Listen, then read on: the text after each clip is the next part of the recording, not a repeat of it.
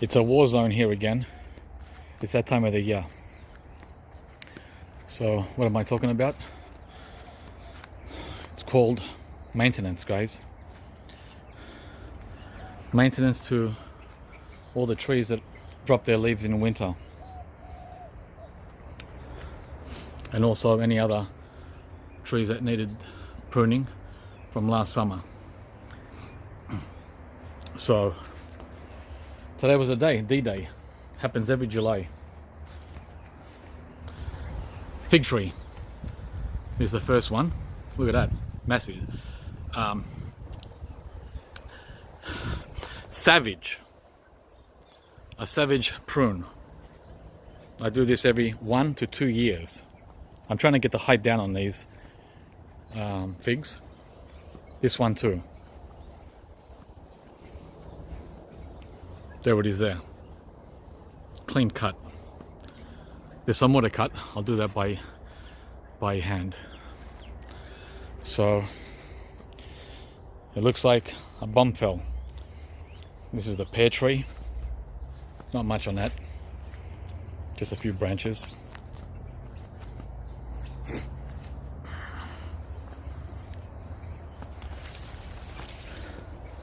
And over here, I did the prune tree. It hasn't had a prune, a decent prune, in like 6-7 years. The good old prune tree. Yeah. So coming from behind, it's mainly these two fig trees that need it the most because they're very vigorous. And it's like, wow, the management is so tight on these. I did some work in the front too. Yeah, these are the ornamental, just the ornamentals. Weeping cascade, which is this one here. I've had that for almost 20 years. It's got a cascading look.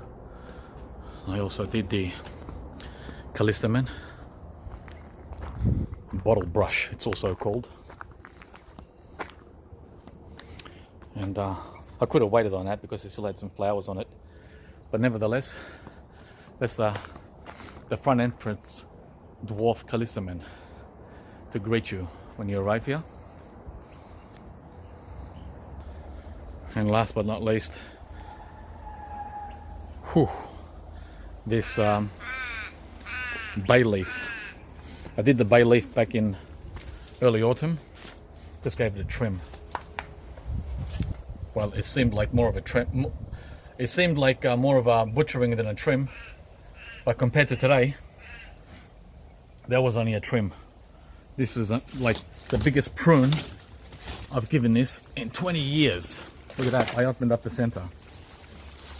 So it's never had any light in the middle.